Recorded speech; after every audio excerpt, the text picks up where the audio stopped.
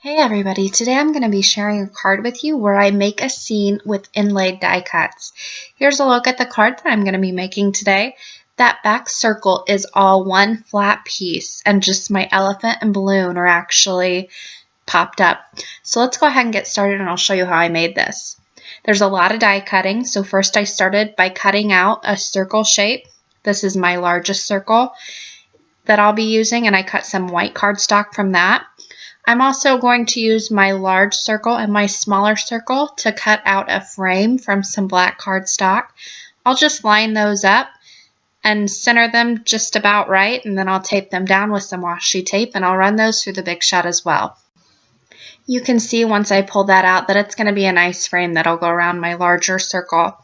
Now I've got some green cardstock. I'm going to use my smaller circle to cut that. I've also used the small circle to cut some vellum.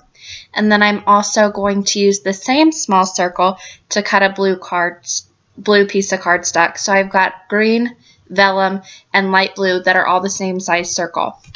Now that I've got those all cut out, I'm going to take them and I'm going to layer them on top of one another. I've got the green, the light blue, and the vellum all stacked up there. And once I get them centered perfectly on top of one another, I will take just a few pieces of washi tape and tape those up. I want them to stay together when I run them through my die cut machine, so I've got all the pieces that will fit perfectly in my center circle. I've got these pretty pink posh dies. It's a set of 3 dies with a cloud border and also a landscape border, and they've got stitching on them. And I'm going to tape the cloud border on top, the landscape border on the bottom, and I will run those through. And then when it comes out, I've got three even pieces of all the colors of cardstock. So then I can go and I can take them and I can layer them up inside my frame and they'll fit perfectly. This is the best way I found to do this.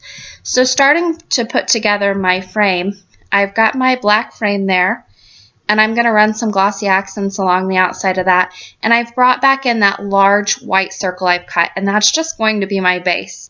It will end up being all covered up, but you do need something to attach all the pieces to. So I've taken that black piece of cardstock, I put some glossy accents on it. You can use whatever glue you want. And I'm going to place that on top of my white circle that's the largest. Once that's in, I'll take my green piece. Again, I'm going to use glossy accents for my glue. Glue that on, and then I'm going to, or put some glue on rather, and then I will take that and I will put that in the bottom portion of my circle. It should fit nice and snug right in there since we've used the same circle die all the way across the board. And just pop that right into place. Then I've got my vellum, and I'm going to go ahead and lay that on there, and I wanted to lay out my card. I've got my elephant and my balloon there. I just wanted to know where I could tuck some glue because, as you know, vellum shows glue very easily. So once I've got it figured out, I'm going to take my glossy accents again. I'm going to put a little glue along the outside. And actually, my glossy accents didn't show through as bad as I thought it would. It actually stayed pretty hidden, and unless you look really closely, you can't see it. So that tucks in right in the center there, and then I've got my last piece of light blue cardstock, and I will put that at the very top. Now I have a nice little scene that's all framed out, but it's all on one level. It's very flat, so it will go through the mail very easily. Now I have this Avery Elle stamp set. It's called Ellie. And I've taken the elephant image and also the heart balloon image, and I've put both of those onto clear acrylic blocks. Now I'm taking some smoky shadow ink. It's from Paper Tray ink. I always get the little cubes for space reasons, and they're just cute. I've inked up my elephant stamp, and I'm going to stamp it onto some gray cardstock. Then I've inked up my heart balloon stamp, just the top of it. That's all I'm going to use. And I've stamped it onto some red cardstock. Now I'm going to take the high sentiment from the stamp set. Again, I'm going to use the Paper Tray ink Smoky Shadow ink. I'm going to ink that high sentiment up, and I will stamp that right in the center of the heart balloon. Now I've taken some scissors, and I'm just going to fussy cut the heart balloon and also the little elephant out. You can get matching dice for this. I just prefer to fussy cut. I don't like the white border, but again, it's personal preference. Once I fussy cut those, I do take a black Sharpie and I outline the image just to give it a clean look. I think I seen that on Kathy Rakusen's video. And now I've taken a piece of just plain black thread and I'm going to tie that around the base of the balloon. I will double knot that, and later on I will squirt some glossy accents on that just so it stays put and doesn't come untied through the mail. Once my string is all knotted up at the end of the balloon, I will go ahead and trim off the extra string at the top of it just so it's out of my way. Now I've taken my elephant, I've added some fun foam onto the back of it, and I am going to place that right in the center of the grass there. If it doesn't get away from me, you'll see it jumps out of my hands here.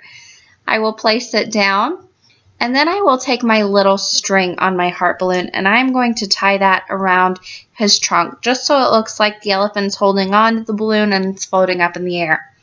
You could by all means stamp this if you wanted to. The string is a little bit finicky to work with, but I just wanted to add a little bit of dimension and cuteness to an overall simple card. So I'm going to double knot that around the elephant's trunk and then I'm going to slip it off. I slipped this off so I could add just a little bit of foam tape to the back of my heart balloon. I will place my heart balloon at the top left hand of my little panel there. And then I'll just be able to slip that little loop right back onto the elephant's trunk. And it does take a little wiggling, but it does go back on. And then I'll use some glossy accents to hold the string in place just so it doesn't slip off through the mail. I'm also going to trim down my string there, and I will put some glossy accents on the end of it and use my finger to hold it in place just so it stays right where I want it. You could by all means leave it loose if you wanted to, but I'm just a little bit of a control freak, so I wanted it to stick where I wanted it to stick.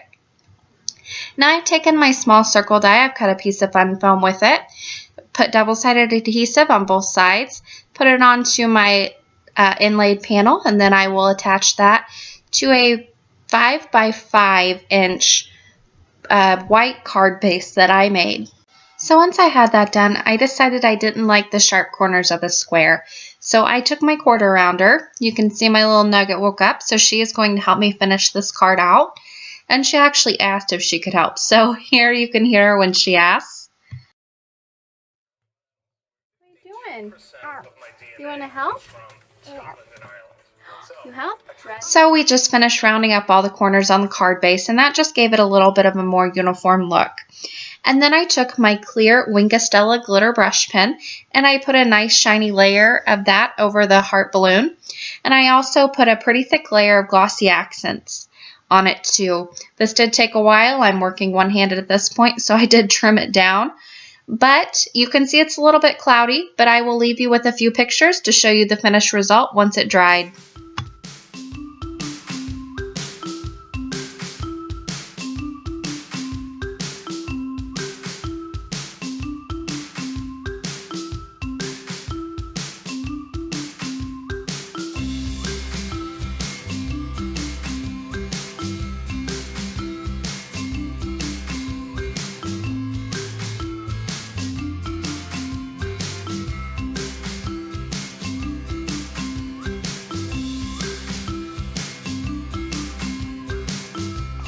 For more information and a complete supply list, you can visit my blog, craftingwhilecaffeinated.wordpress.com.